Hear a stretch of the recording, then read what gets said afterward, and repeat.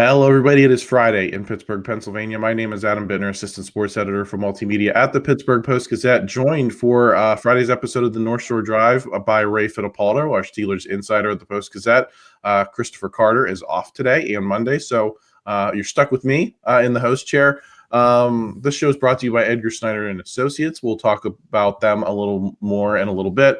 But Ray, we're going to lead off talking about the Steelers offensive line. You have a post-season analysis post going up on postgazette.com about the position group this weekend. So we figured it'd be a good time to dig into this unit and who is a viable long-term piece, who maybe is just going to be here for a little bit, who could be out the door sooner rather than later. Then we're going to get into the NFL awards. Last night, Josh Allen winning MVP, TJ Watt not winning Defensive Player of the Year.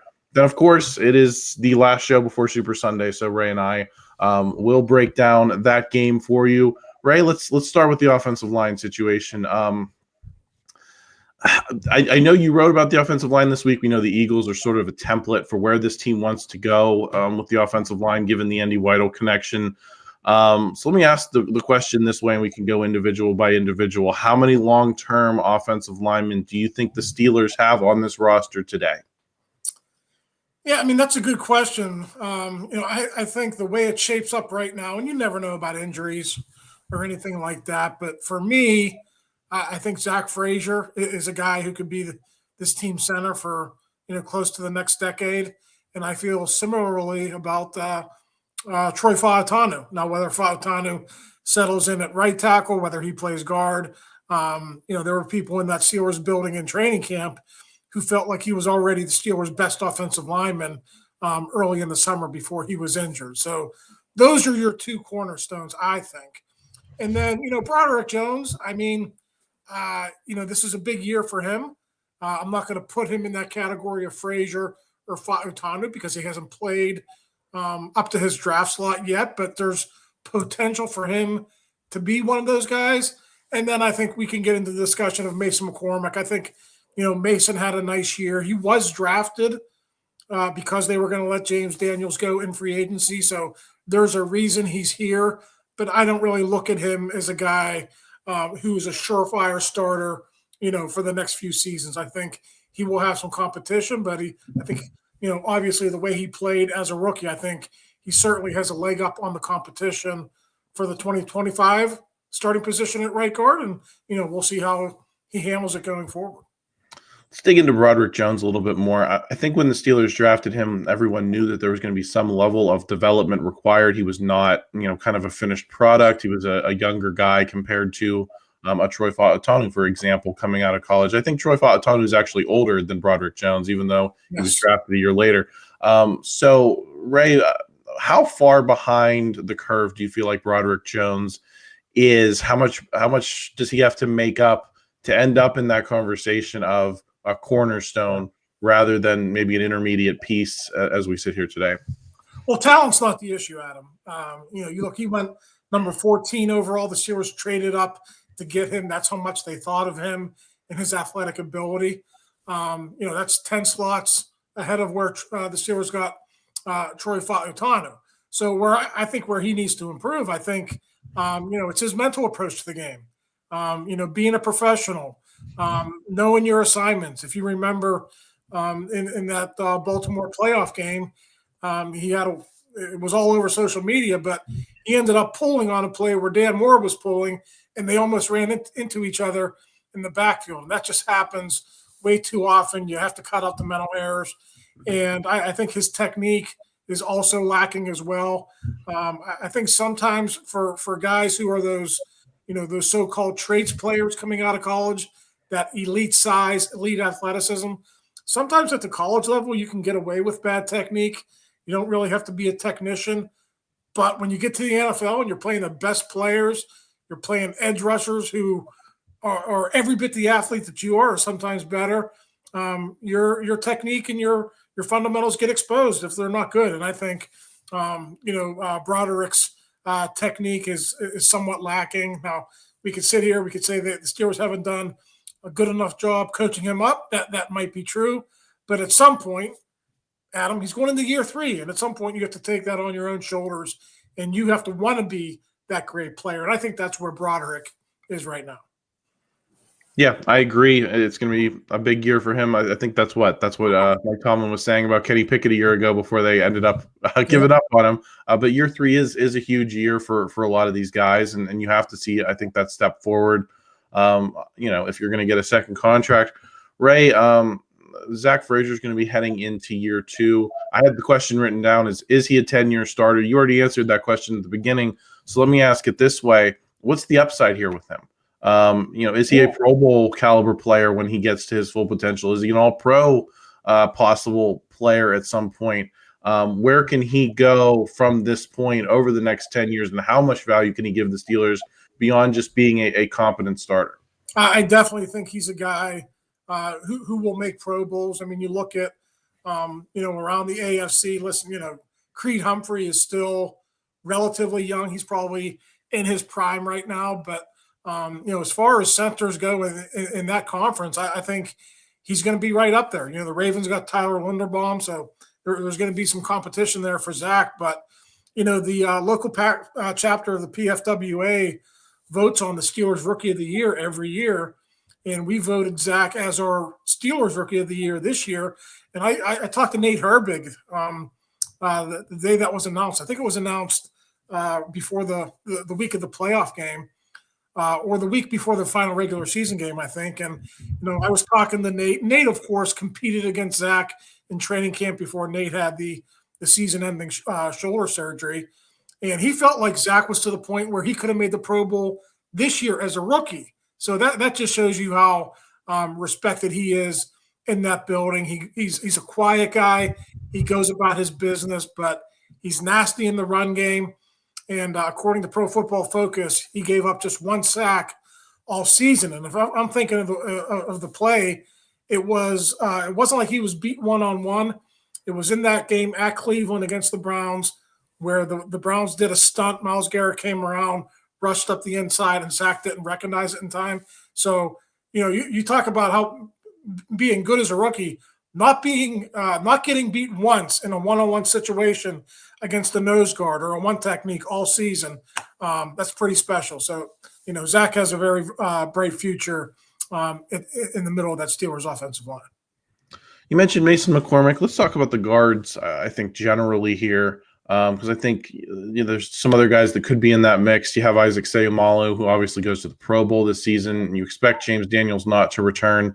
So let me ask the question with Mason McCormick this way. To what extent do you think they view that position as one that they want to upgrade on? Is it someone, if they really like a guy in the draft, maybe after the first or second round, that they dip into that position again to bring someone in? Do they look at it in free agency as they have a couple of times in recent years?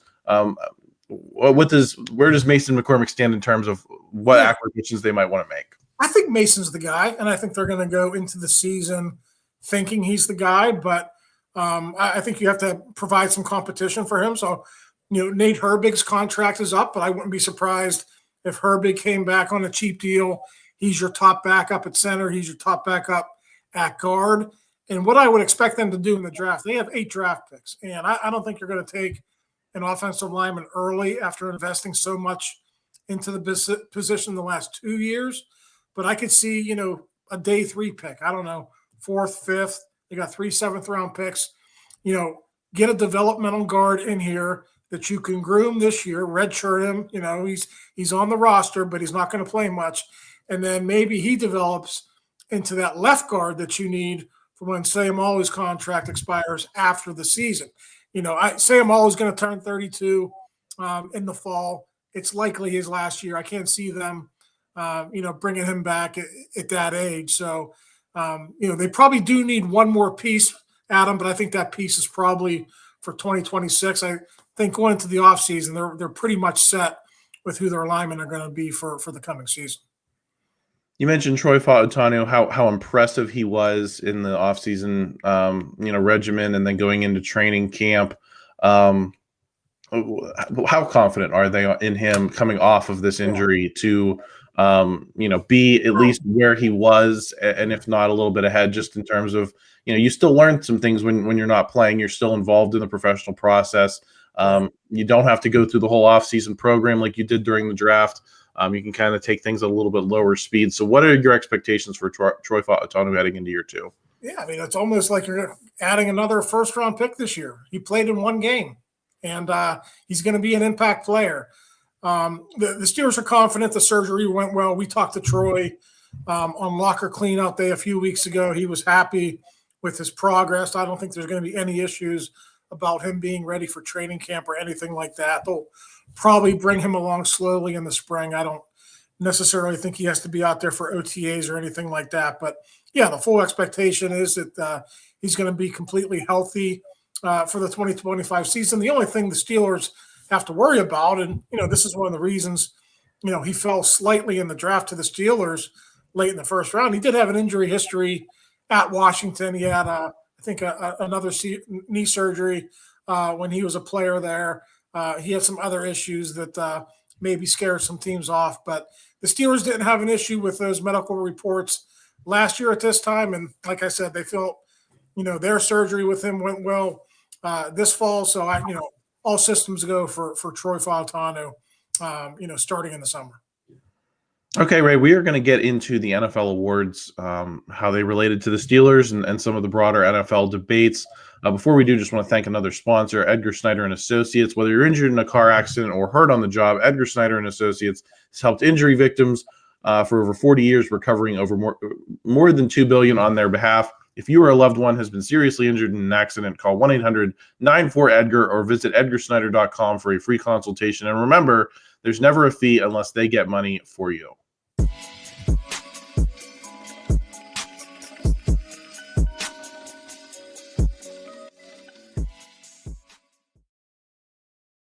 We are back on the North Shore Drive podcast. I'm Adam Bittner. He's Ray Fittipaldo. Ray, I think the big headline from the NFL awards last night, if you're a Steelers fan, was that TJ Watt finishes fourth in Defensive Player of the Year voting. Patrick Surtain of Denver wins the award, a cornerback. Going away from the edge rushers, it seems like it's become an edge rusher award, but you have a guy in the secondary win this year. What were your feelings about how that voting played out? Yeah, I mean, listen, after TJ Watt was named second team All-Pro, you kind of knew that he wasn't going to get it. So kind of a down year for impact defensive players. Aiden Hutchinson was injured early for the Lions. He was probably the odds-on favorite to win the award before the season started. TJ Watt had a good year. Myles Garrett had a pretty good year as well. But, I'll just speak on TJ because, he obviously plays for the Steelers. He had 19 sacks in 2023, 11 and a half in 2024. Admittedly, after the season, he said, I got to find more ways to impact the game. I don't think TJ's skills have diminished, but obviously, it's a well-known storyline. We've talked about it at length here throughout the season. Teams are doubling him. They're chipping him with fullbacks, tight ends. They're scheming him out of games. And what TJ said was, and I think he's right, he's got to find ways, or he's got to be more open to moving around the defense and putting himself in different positions where he's not just a sitting target as the left outside linebacker. So I have every expectation that TJ is going to bounce back and put up really good stats again, but I don't think he had a bad season, Adam. I just think, teams kind of figured out the Steelers how to defend them and or how to attack them, and the Steelers really didn't have any countermeasures, to make that go away. Ray, the Hall of Fame class for 2025 was announced at the NFL Honors. Eric Allen, Jared Allen, Antonio Gates, Sterling Sharp getting in. I think I probably speak for a lot of Steelers fans when I say James Harrison and Hines Ward belong in that group of people, that their stats hold up with those guys, especially Sterling Sharp. You look at what he did compared to what Hines Ward did over a longer period of time. I mean, the stats are just better. A lot of times we talk about it's going to be difficult for Hines Ward to get in because he was a different wide receiver than a lot of guys in today's game who can put up these monstrous numbers. I don't think that logic applied to Sterling Sharp getting in. I had Ed Bouchette on Chip Hammond Football on Tuesday, and he said Hines' biggest problem is that he hasn't made that top 15, and people haven't been able to make the case in the room for him. Is this an example of that? Of if he makes that top 15 a couple of years, and they have to have a conversation that maybe his profile gets elevated a little bit? Yeah, I mean, hopefully, I think Hines definitely deserves to be in there, but this is talked about every year with the Hall of Fame voting.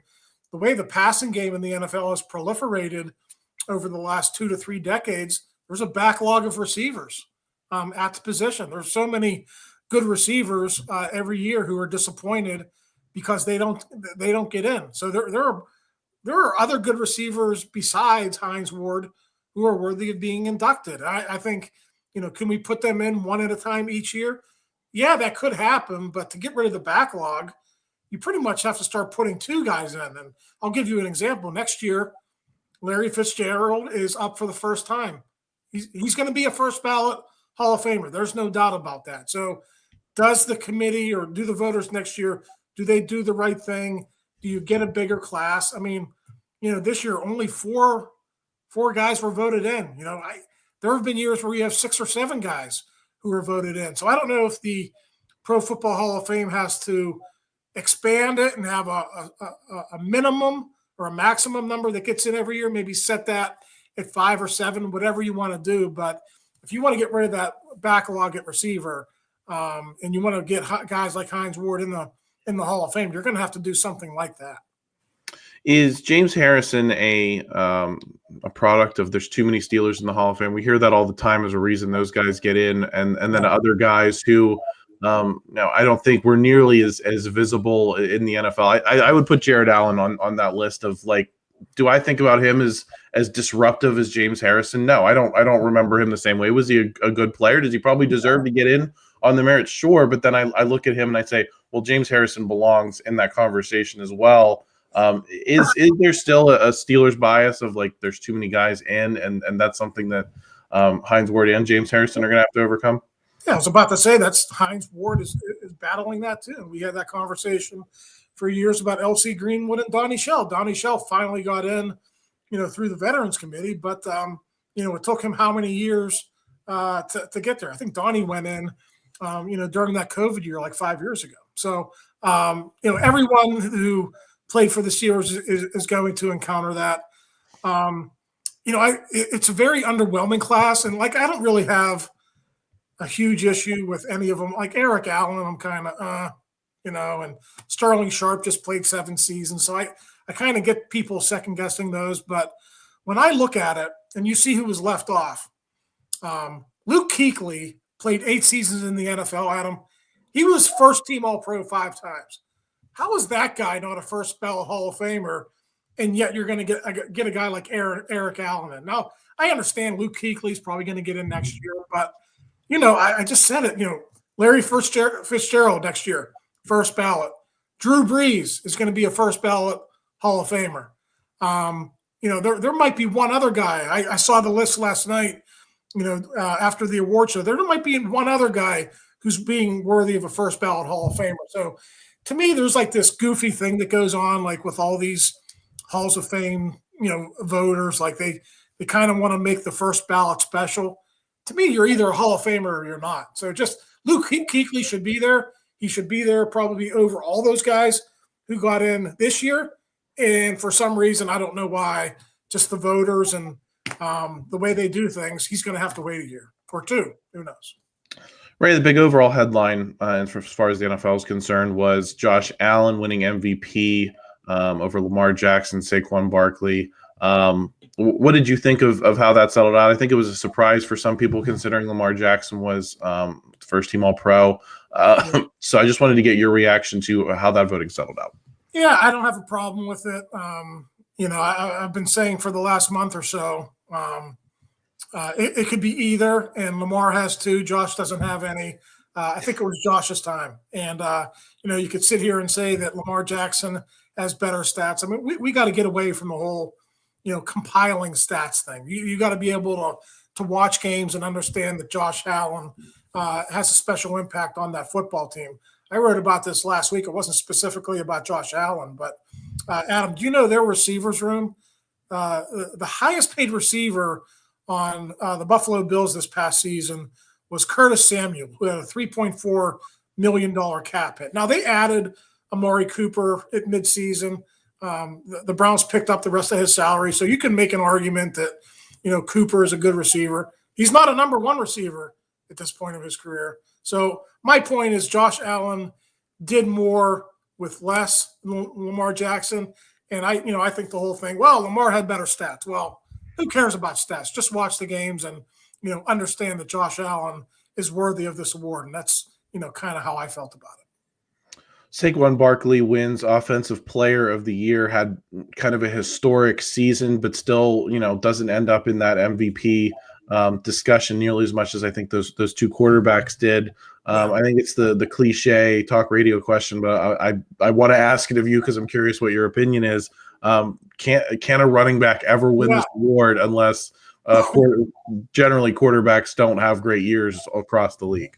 Can anyone? I mean, there was discussion when T.J. Watt tied the NFL sack record that he was worthy, and he might have gotten some votes, Adam, but he was never in serious consideration for that award. So I don't know the answer to this, but when was the last time a non-quarterback won the award? I mean, it's become the best quarterback in the NFL, and I suppose that's fine the way the game is played nowadays. But Saquon Barkley had an historic NFL season. If Nick Sirianni didn't rest him in that final regular season game, he probably sets the NFL record for rushing. And I don't have an issue with Sirianni doing that. They're in the Super Bowl.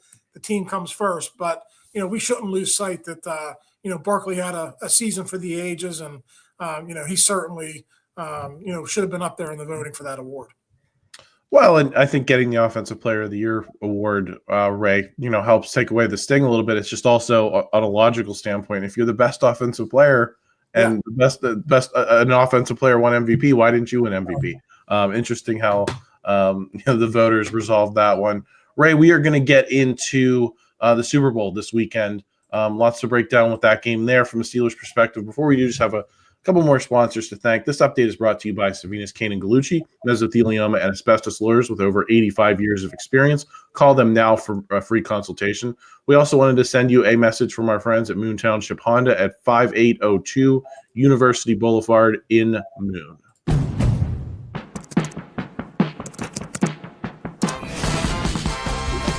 We gave the all-electric Prologue EX class-leading passenger space.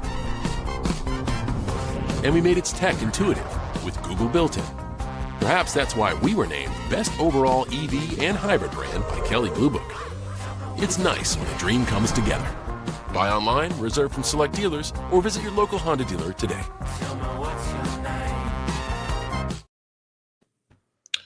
We are back on the North Shore Drive podcast. I am Adam Bittner. He is Ray Fittipaldo.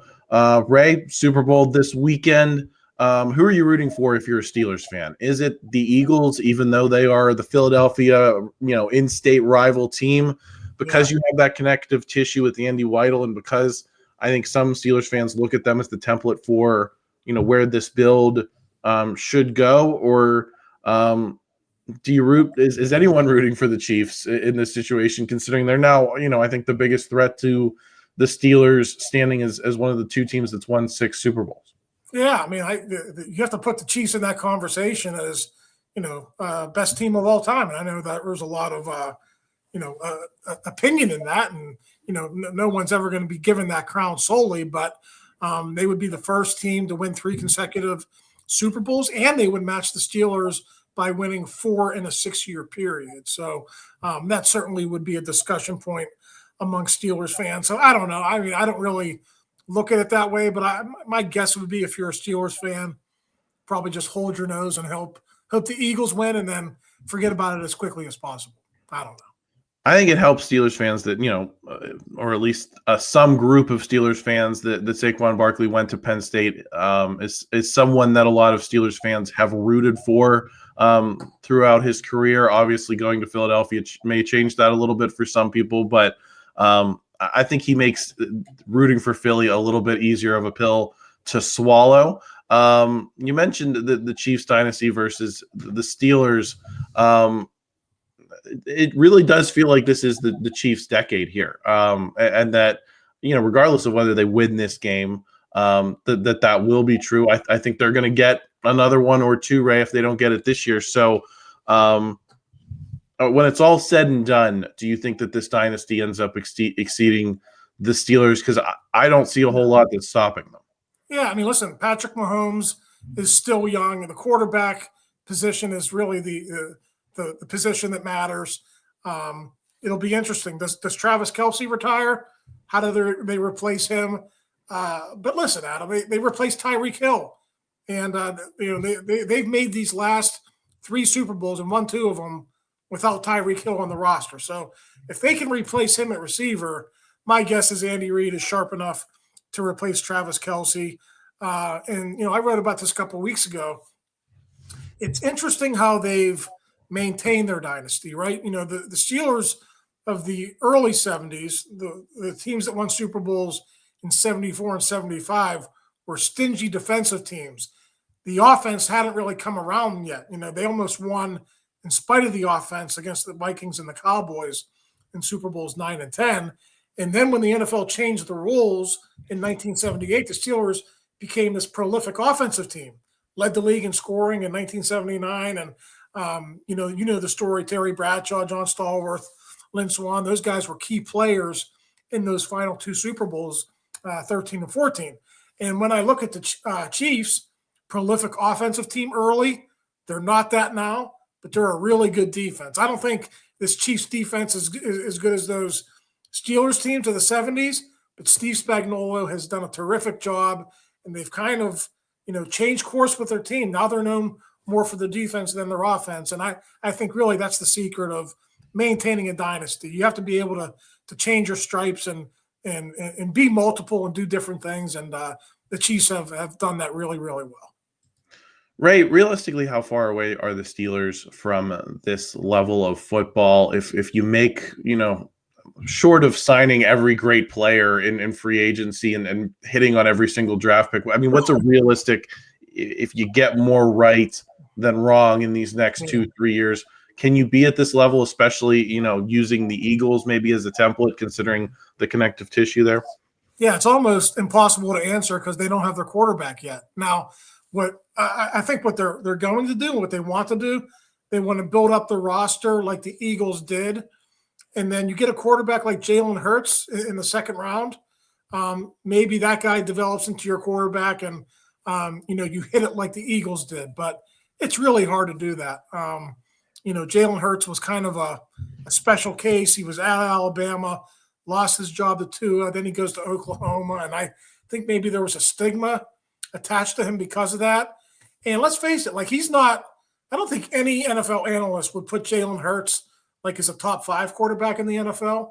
He really fits the Eagles well, though. So whether you want to call him a top 10 or a top 12 quarterback, however you want to do that, he fits what the Eagles do really, really well.